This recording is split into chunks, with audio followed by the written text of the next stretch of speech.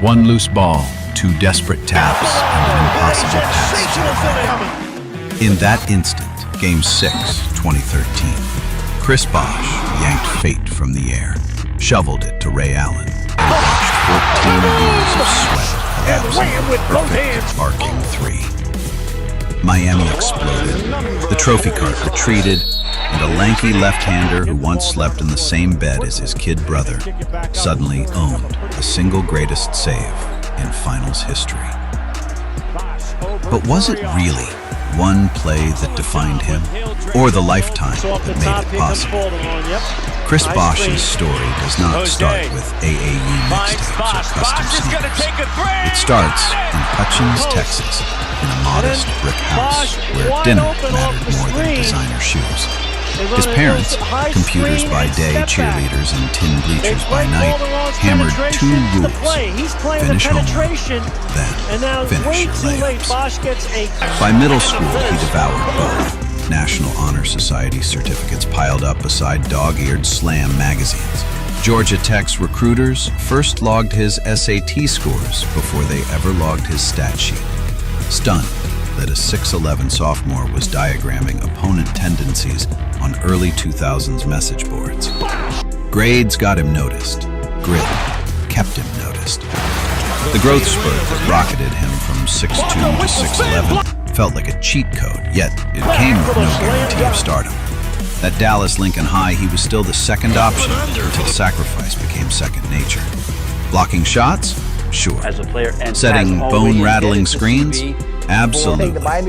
That humility would prove priceless later, because the league rarely rewards ego, but it always respects effort. Draft night 2003 dropped Bosh into Jurassic Park, a franchise bruised by Vince Carter drama and missing a center strong enough to box out Shaq. The rookie weighed 235 pounds, yet he volunteered for the 5 spot, collecting elbows, bruises, and instant credibility. By year 2, he posted 18 and 9. By year 3, he was an all-star, pumping in 22 a night and dragging an undermanned roster to relevance. Still, every May he watched TV instead of playoff basketball. Toronto's ceiling sagged under cap missteps and bad timing. When the team finally secured a 47-win season, New Jersey, fueled by a vengeful Vince, sent them home in 6. It was the basketball version of Groundhog Day. More totals, same result. Each spring his PPG rose, his win total didn't, and the warning light blinked brighter. Superstardom can be a prison if the walls are built of other people's mistakes. Chicago courted him with cap space. Houston flashed pick-and-roll fantasies, but Pat Riley understood theater. He emptied a velvet sack of championship rings across a mahogany table, slid one into Bosh's palm and whispered, "The gamble? Leave 24 and 10 averages behind and become option 3 beside LeBron and D-Wade." On July 9th, 2010, the 3 Kings announced themselves with smoke machines and not one, not 2 bravado. Then, reality slapped. Miami opened 9-8, tabloids screamed, and pundits christened Bosh a glorified role player. He answered by slimming down his shot diet, stretching defenses with pick-and-pop 18-footers, and stabilizing a locker room drowning in scrutiny. The Heat surged to 58 wins. But 2011 ended in Dirk's confetti, and Bosh left the arena sobbing in his jersey. The sacrifice narrative suddenly tasted like ashes. He had bet big, pushed back. Eric Spoelstra's eureka moment arrived in a film room. Move Bosh to center full-time, trade bruises for spacing, and weaponize his jumper. The league had flirted with shooting big men, but Miami went all in. 5-out lineups, blitzing traps, and rim attacks that forced opposing 5s to sprint 50 feet in pick-and-roll recoveries. Chicago courted him with cap space. Houston flashed pick-and-roll fantasies. But Pat Riley understood theater. He emptied a velvet sack of championship rings across a mahogany table, slid one into Bosh's palm, and whispered, "Give it back when we win together." A gamble? leave 24 and 10 averages behind and become option 3 beside LeBron and D-Wade. The payoff? Immortality. Bosh responded with 54% shooting and sneak-up steals on defense, anchoring the most versatile front court of the decade. League scouts took notes. By 2015, every contender hunted a Bosh type who could guard Steph on a switch and splash corner threes. Yet the scheme needed validation, and validation would arrive in the form of heartbreak, a loose rebound, and a veteran sniper. Smooth transition.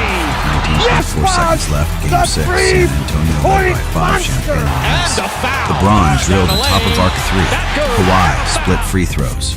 With the season bleeding out, Bosh boxed out Tim Duncan, skied for the board, and to the horror of every Heat fan, tossed a 30-foot hop pass to the least open corner on earth. You know the rest. Tie game.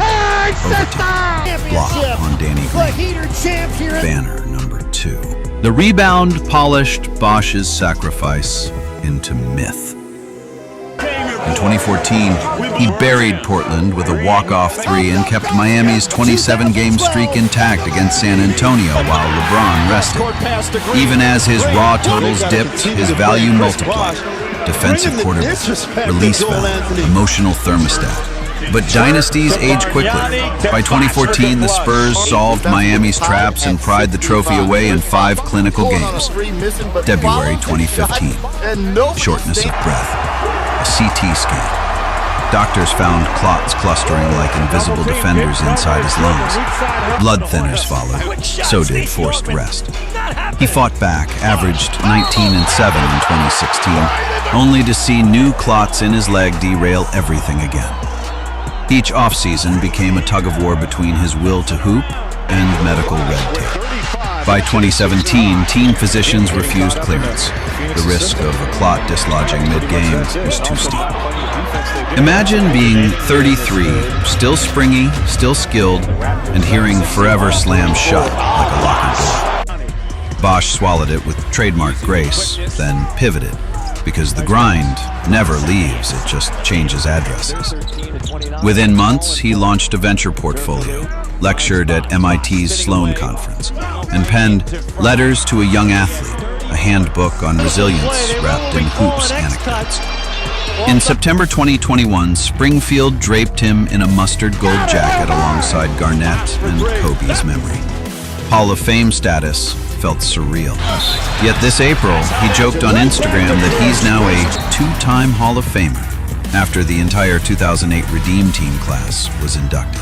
When he visits camps, he rarely mentions rings first. He mentions physics, launch angles, torque, footwork rhythms, because nerdy curiosity never stops paying dividends. Shai Gilgeous-Alexander calls him one of the most underrated ever. Traditionalists argue the third option tag lowered his glow. Analytics says otherwise.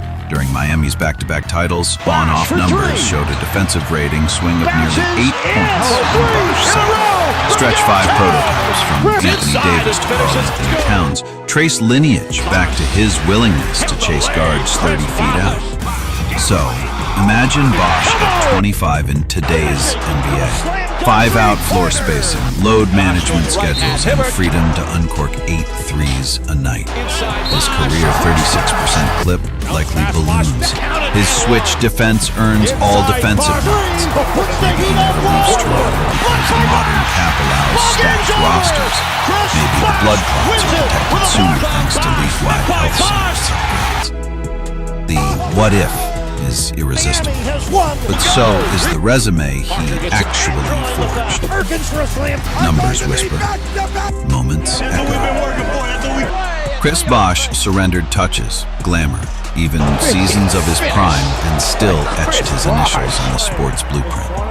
The next time a 7-footer nails a transition pull-up 3 or slithers onto a point guard at half court, remember the kid who once diagrammed scouting reports in a Dallas bedroom. Now, ask yourself, is greatness a matter of box score volume, or the willingness to bend your game so a dynasty can stand up straight? Decide before the next rebound hits the hardwood. Because legacies, like loose balls, rarely wait for second chances.